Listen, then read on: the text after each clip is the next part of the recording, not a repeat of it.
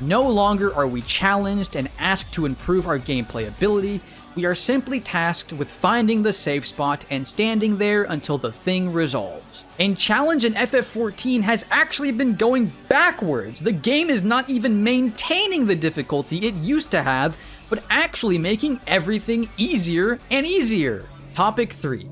It wasn't always like this.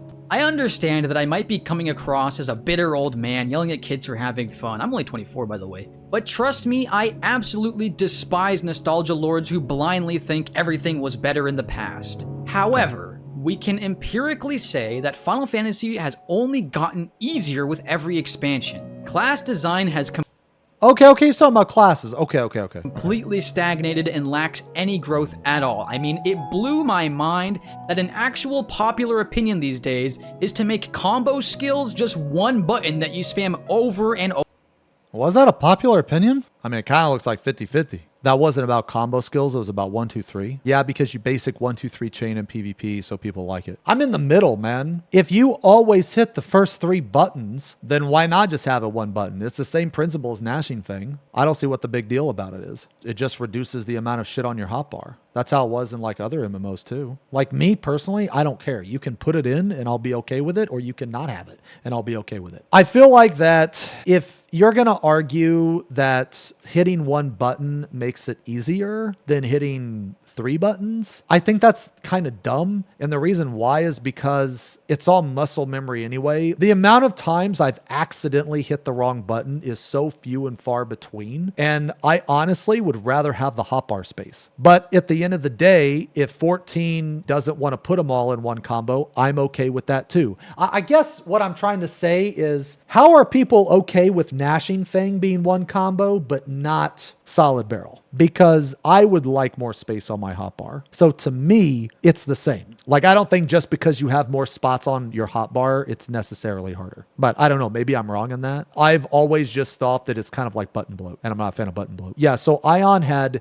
like chain combos. If I was to try to explain it in Final Fantasy terms, it would literally be, you know, your Storm's Eye combo would just be on one button. And when you hit Heavy Swing, it would turn into Maim. And when you hit Maim, it would turn into Storm's Eye. I guess you can think that that's easier. I think it's just a quality of life. I don't necessarily think it makes the job brain dead. If they did that, if they consolidated all those buttons into one button, they could actually give you more GCDs, which I think would be good. So imagine, you know, imagine on Dark Knight, you had 3 combos instead of 1. Wouldn't that be cool? That's how Dark Knight used to be. Yep, you used to have 3 combos. Basically, by consolidating the buttons into one button, you actually open up more options. Because as of right now, on some jobs, you just simply can't add another combo because there's not enough spots on your hotbar. And when you really think about it, is there really a reason why the second hit of your combo has to be on your bar? My mentality is this. You have 2 paths. On one path, you put everything on the hotbar. On the second path, you have chained combos on one button, but that will allow you to have more chained combos. Opening up more combos, I think, is better than having just button bloat on your hotbar. That's my opinion. I think it would open up more options. Over. Yeah, great idea, geniuses. You know, what if we just made every class have one ability called the I win button? Maybe then you could convince yourself you're a good player. For each game, that's such a wrong way to think about it. Like, this person's thinking that people want one button so that it makes the game like easier and that they feel better about themselves. But there are benefits to having one button. The benefit to having everything on one button, like an entire combo chain, is that it allows the devs to add more combo chains. And so you can put more shit on your hotbar. So actually, in a sense, having the consolidated combo will open up more options versus what they have now. Have one ability called the I win button. Maybe then you could convince yourself you're a good player. Preach Gaming used to have a philosophy on class design he called moments of glory, where classes were not meant to be jacks of all trades, but instead have moments and encounters where their specific class had an area to really shine and do something special. It's insane coming from me. I'm asking for more simplification. Did you literally listen to what I said, man? It's not to make the game easier. It's to actually make the game harder and more intricate because, yes, you're hitting one button for the combo, but you're not seeing the bigger picture. The bigger picture is you have more than one combo. You need to use that other combo at another time. That's the point. So here's another thing. How much harder is it really to hit 111 and 123? That's the part I'm failing to understand here, guys. Is it really that hard, that much harder? Is it really that skill intensive? Are you like sitting there dripping with sweat? Oh, fuck, my two's coming up. Oh, we got it. Oh, fuck, my three's coming up. Barely got that one. Are you really sweating hitting the 2 and the 3 over 11111? I don't understand. And another thing is I don't understand is that people seem to be okay with gnashing thing being one button, but no, putting solid barrel on one button, that's just blasphemy. I don't understand it. But keep in mind, me, I'm in the middle. I don't care which route we go. I'm just trying to weigh the benefits of both sides. When people found out gnashing thing was going to be one button, there wasn't anybody that was like, fuck, that's bullshit. Nobody was like that. Nobody said that. Everybody said, thank fucking God. Thank God. Continuation's one combo. Where's of glory? For every one button that you spam over and over. Yeah, great idea, geniuses. You know, what if we just made every class have one ability called the I win button? Maybe then you could convince yourself you're a good player. Preach Gaming used to have a philosophy on class design he called moments of glory, where classes were not meant to be jacks of all trades, but instead have moments and encounters where their specific class had an area to really shine and do something special. Where are modern day FF's moments of glory? Pressing Fellcleave 5 times in a row? Yeah, that's real interesting and unique.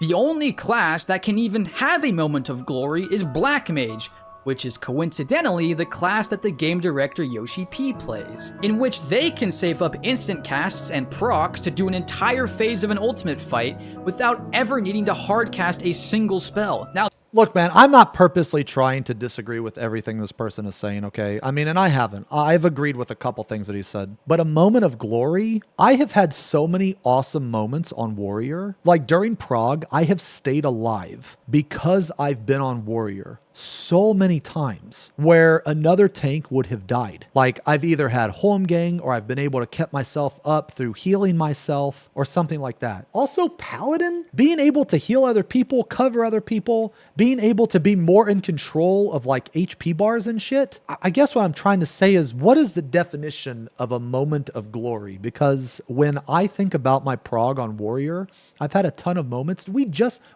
had, when the patch came out and the whole party died, it was just normal. But me and Craig, we duoed the fucking normal mode trial from like 40%. I thought that was pretty fucking cool. I was like, fuck yeah. Like right when everybody else died and right when I saw Craig was up, I was like, yep, me and him, that's it. Because in the VoIP, they were like, nah, there's no way you can win. And me and Craig were just like, shit, we're fucking Warrior, dude. We can't die.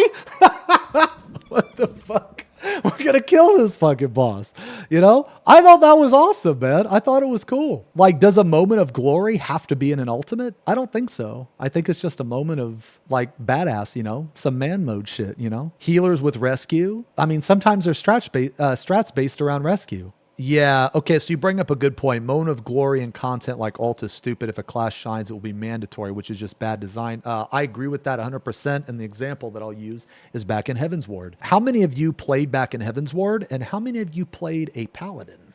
For those of you that never did, the next time you talk to Frosty, ask him, so how was Paladin in Heaven's Ward? Fish, you played Paladin for years until, what was it? Was it this expansion?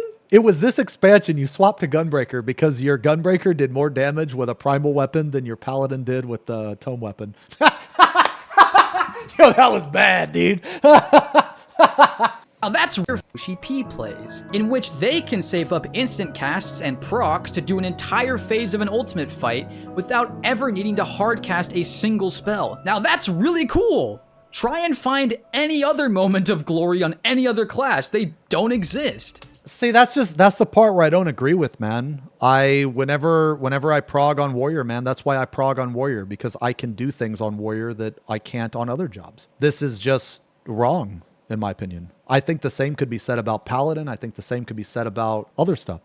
Bosses that used to require planned movement, careful positioning, and a consideration for your melee DPS's positional skills have devolved into bosses with hitboxes as big as the arena, or the godforsaken wall boss. where boss movement is literally impossible. Okay, so this I agree with 100%. I think that they need to make the bosses hitboxes. I think they need to make them better. I think they need to go back to the old style where they were smaller. I think that tanks should be more in charge of boss positioning. So this, what he's talking about here, I 100% agree with. This is the type of stuff that they have taken away that they need to bring back. Basically, if you take away the tank's responsibility to position a boss properly, that's a huge responsibility on the tank. So you're effectively turning them into more of a DPS than I think that they should be. I do think that tank DPS should be important, but there's more responsibilities to tanking than just damage. And I think that boss positioning is one of them. Now, about the positionals, you either need to go all in with positionals or not at all. And what do I mean by that? I mean that you either need to have Heaven's Ward or nothing. Back in Heaven's Ward, it was actually a DPS gain to hold your GCD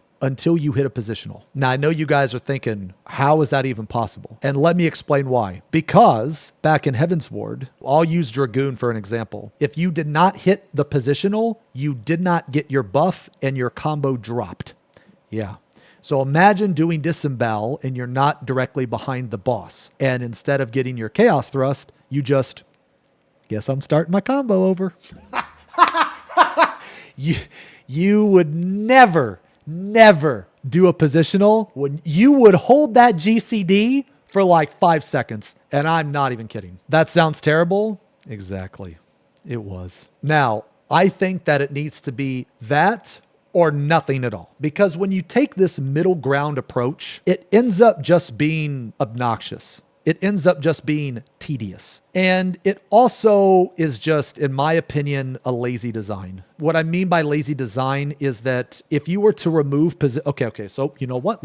We're about to make another fucking cut. Melee DPS, positional, punishment, does it matter? Currently, it's like that. I can't even remember what the fuck a gibbet is. I can't even remember, is gibbet from the back or the side? It doesn't matter. What does it matter? I just lose like 20. You know what I do whenever I hit a gibbet? I just fucking hit True North. I never bothered to learn them. Yeah, so I just use True North. That's why Gray Parse, I actually get fucking orange and pink. Okay? I actually get orange and pink. I'm a pink gamer. Okay?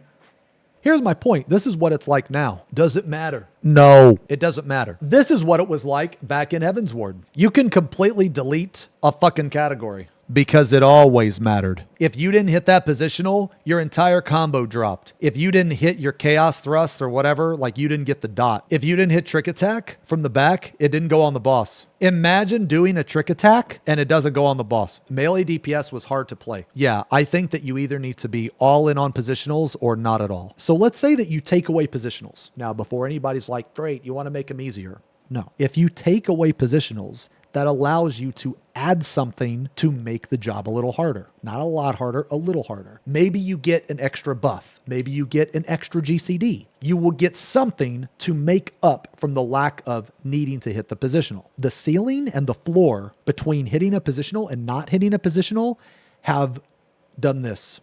Okay? Now it doesn't matter anymore. You can clear a fight easy without hitting a single positional. I know because I've done it. Because I don't give a shit. Do I try to hit them? Yeah. But if you think I'm going to stop my GCD to hit a positional, you're out of your fucking mind. Man, you motherfuckers. Okay, fine. You know what? Nah. Let's pull it up. Let's pull it up right now. Let's pull it up. I'm about to shut you motherfuckers up. Let's look at Abyssos. Ooh, that's not good. That's not good. Ooh, that's not good. Okay, see, there we go, baby. See, that's a 97. Okay, that's a 96. Okay, this is Reaper. This is Death's Embrace. Let's see. Ooh, that's not good. Yo, but that's good. But that's fucking good. Yo, do we got any Unreals in here? What about the Unreals? Yo, look at that shit. 90, 99, 95. Look at that. Coming in, putting up the numbers. Just ignore this 36. Man, ain't nobody do Ultima's Bane, dude. That shit sucks. You know, look at these bad boys. Okay? Look, I haven't played the game as much recently, okay? I just spent 270 hours on, or wait, how many hours I spent on fucking Baldur's Gate? Yeah, 270. 270 hours on Baldur's Gate, okay? I don't want to hear your shit. But anyway, my point being is that I think that if you're going to have positionals, it either needs to be all the way or none at all. If you have all the way, it's rewarding, it's very punishing, it's good and bad. If you have none at all, it means that you can add stuff to the melee to make it a little bit more difficult to play. To require planned movement, careful positioning, and a consideration for your melee DPS's positional skills have devolved into bosses with hitboxes as big as the arena, or the godforsaken wall. Now that I agree with 100%. The hitboxes are too big in my opinion. There needs to be less of the boss automatically repositioning themselves. When the boss repositions itself, it takes away an important role for the tank. You know, it's kind of ironic that he chooses this fight because this fight has platforms. He complained about not having platforms in fights. So like if he was going to use this, maybe he should have chosen a different fight. Like I understand what he's trying to say, but his first point was, you know, stand and let the mechanic resolve. And he used the example of like, you know, different heights and platforms and jumping across. Well, what the fuck is this? This is actually one of the most creative platforms that Final Fantasy has had. You have 3 separate platforms with bridges that appear and disappear. Now, I'm not saying the fight was good, but as far as the arena design, this was very unique. I don't mind the giant hitboxes. I mean, the giant hitboxes on the wall boss. Some people don't like wall bosses. I mean, I don't hate them. I don't love them. I don't think that there should be a lot of wall bosses, but I think the occasional wall boss is fine.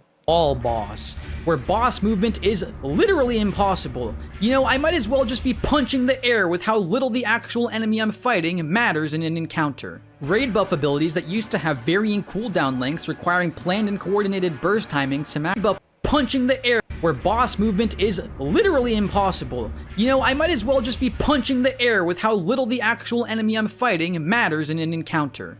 I mean, that's like the point of a wall boss, though. I think it's just a weird thing to complain about, I guess. I mean, I guess I can't really discredit that.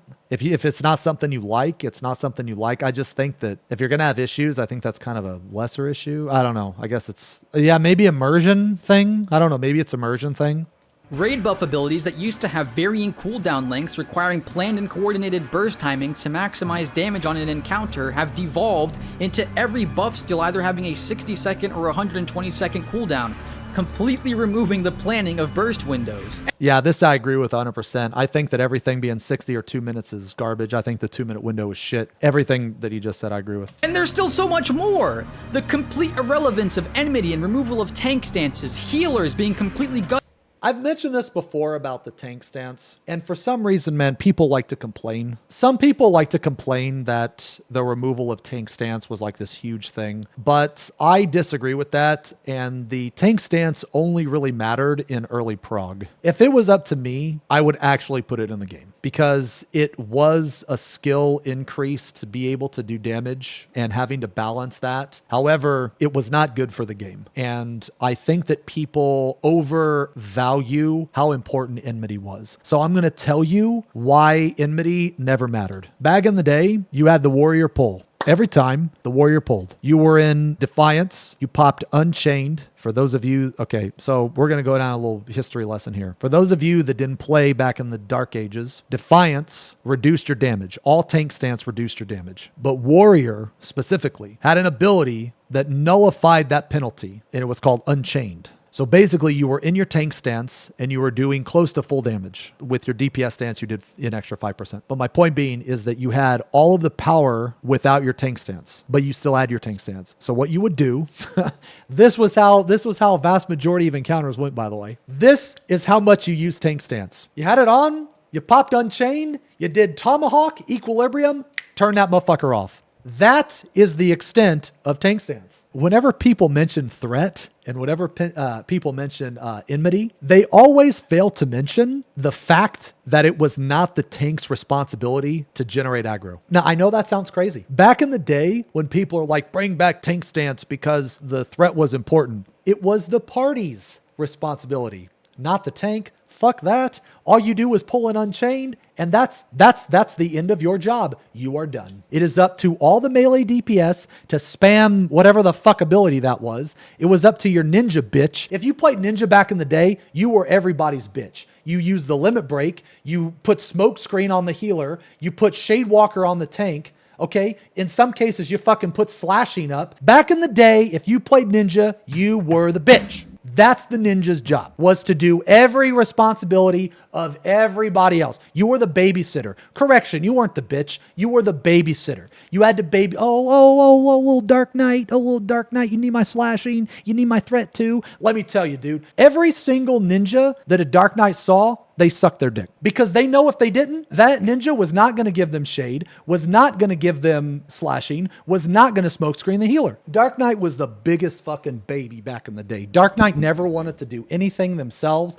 and they always had everybody else do shit for him, man. It was ridiculous. But anyway, my point being here is that this person brought up enmity and tank stance, when actually it was a party responsibility, not the tank. Outside of like hardcore prog, world prog, if you were really good at your job, you could min-max it a little bit. Like, to give you an example, there was a buster in Omega where it was actually a DPS gain to put on Defiance, put on Unchained, do Thrill of Battle. So now you have like 50% extra health, and then you hit this massive upheaval, and you also mitigate a buster at the same time. That was like some min-max stuff that was super fun that's not in the game anymore. But anyway, there's a reason they took away tank stance, okay? And the reason is because it wasn't needed. Relevance of enmity and removal of tank stances, healers being completely gutted into only having 2 damage skills. Now this I agree with 100%. The state of healers right now is Square Enix babies healers so much, it's ridiculous, man. Like, they give them one button, they give them a ridiculous, they're so powerful, they give them all of these tools, right? And people still fuck up. People still can't heal. Like, people refuse to do GCD healing. It's insane. You have all of these off GCDs, you run out of them, God knows how, and you refuse to GCD heal. I don't understand. Healing in this game is way too easy, and it's very boring to me. Now, I don't main healer, but only hitting one button over and over and over again and just healing with off GCDs, that's not very fun to me. It gets really boring really quick. So hopefully they fix it. DPS classes having unique and interesting targeted utility skills like Mana Shift and Palisade deleted from the game. Conal AoEs that used to require dynamic movement and aiming. Wait, what? Oh, what? Hold on. Shift and Palisade deleted from the game. Conal AoEs that used to require dynamic movement and aiming to hit the most amount of enemies homogenized into every AoE. Dynamic movement with a conal AoE? Okay, we're gonna make another NFT. Back in the day, Overpower was like this, and it had a little bit behind. It had a teeny bit behind. The distance of this shit was like 10 yalms. What they changed it to is this. 8 yalms.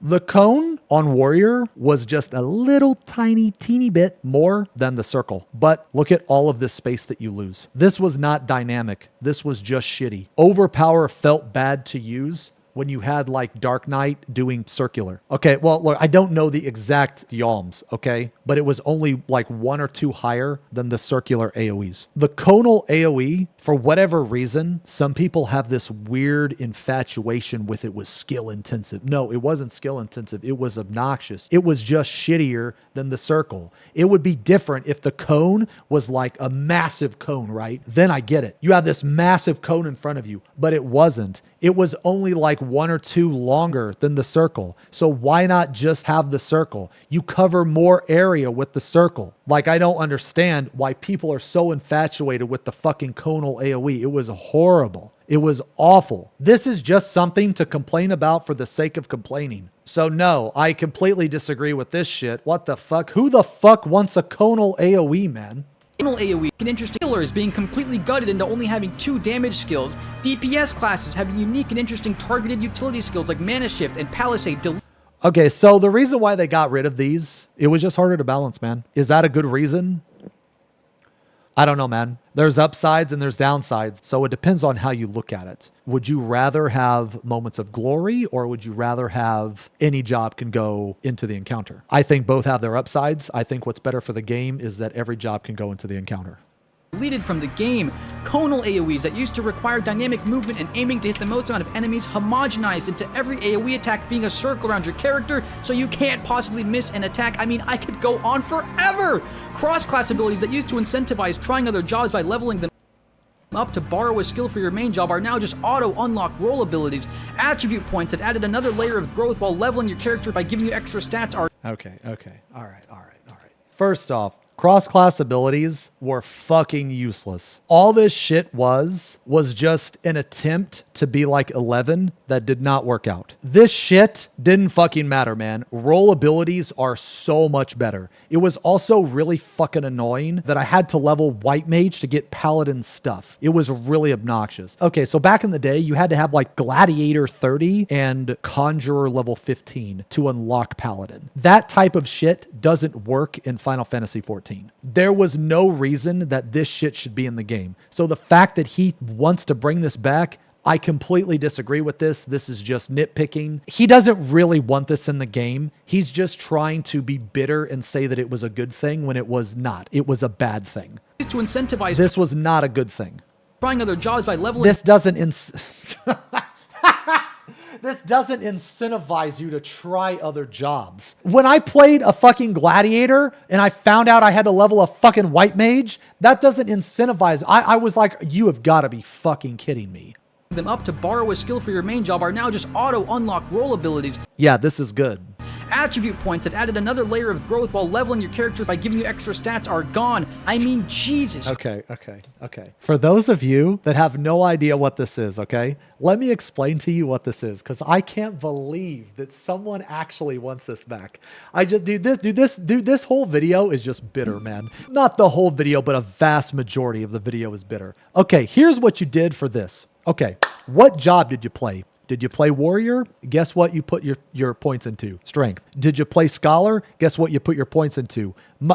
Nope. You did sometimes. You put it in mind sometimes.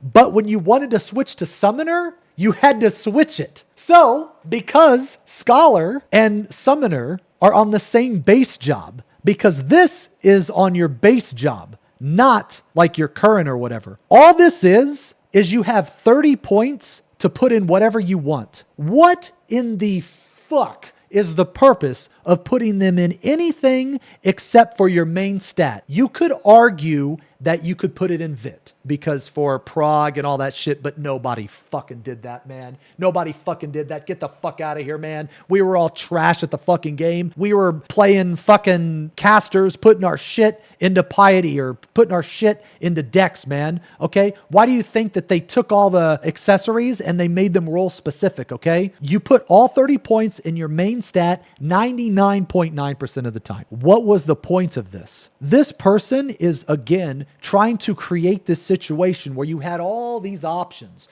Oh, you can put it in dex. You can put it in intelligence. Why? I'm playing a Dragoon. Why would I ever put it in anything other than strength? It's not like the Dragoon is going to live with 30 extra Vit. They die in one hit for a magic AoE. Might as well put it in strength. If you played a Scholar and you put all your points into Mind, but you also played Summoner as a DPS because, you know, when you leveled an Arcanist, you get both, right? So when you play Scholar, you put all your points into Mind, then you swap to Summoner, and now you have 30 points into Mind. That's useless. Now you have to use this item. It's a Keeper's Hymn. It resets your points. So imagine doing that every time you want to swap from Scholar to Summoner. So what was the point of the attributes? The fact that this was in the game is, again, probably another thing from 11 that they tried to put in this game that just didn't work. Do not be fooled. There was no purpose for this. You had no customization. What does he say? Added another up to borrow a skill for your main job are now just auto unlock roll abilities. Attribute points that added another layer of growth while leveling your character by giving you extra stats are gone. Okay, another layer of growth. That layer didn't exist. All it was what it is now, except for now it does it automatically.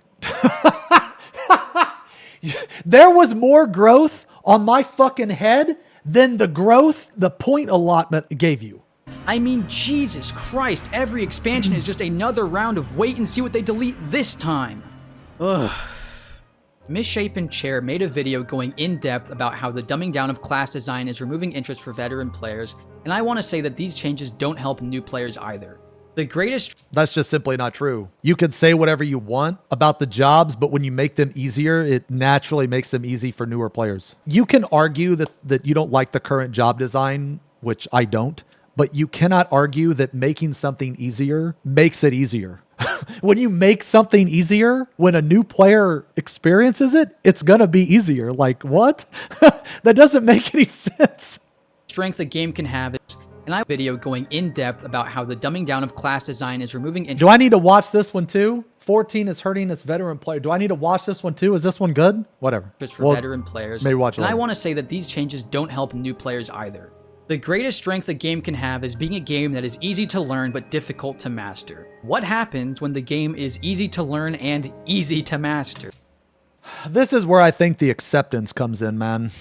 Because I don't think that statement's true. I think that statement is true for him. The greatest strength a game can have is being a game that is easy to learn but difficult to master. I think the greatest strength a game can have is the ability to make money. I think the greatest strength the game has is how much fucking money that it makes. That's what I think, because the more money that it makes, the more successful it's gonna fucking be. I think that this person just cannot accept the direction that Final Fantasy has taken. Do I agree with what he said though?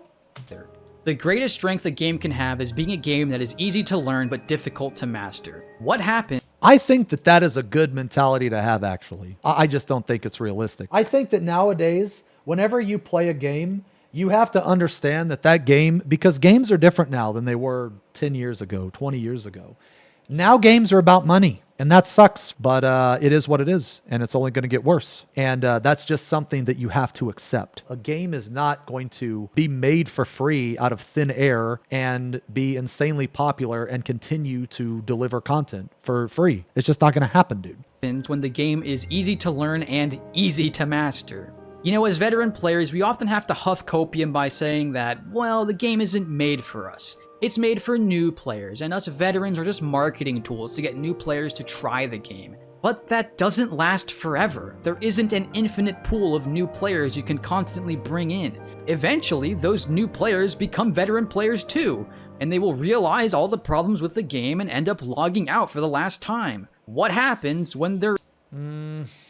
I don't think so, man. If that was the case, then this game wouldn't be as popular as it is. Do I want more? Absolutely. Do I want more, rating, more, ultimate or whatever?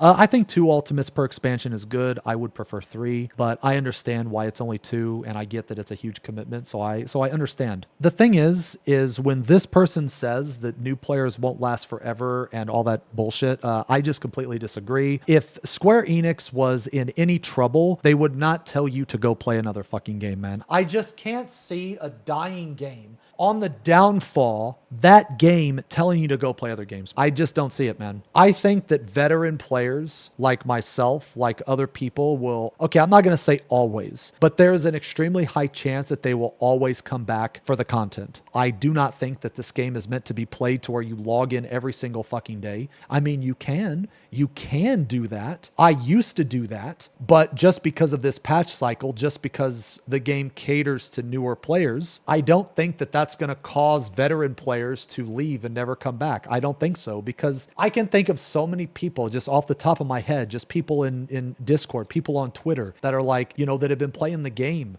for years and years and years. And they're like, yeah, I'm going to take a break, but I'll be back, when the next patch is. That's the acceptance part. Now, I'm not saying that people play this game and that everybody comes back. I'm sure some people quit. That's going to happen with every game.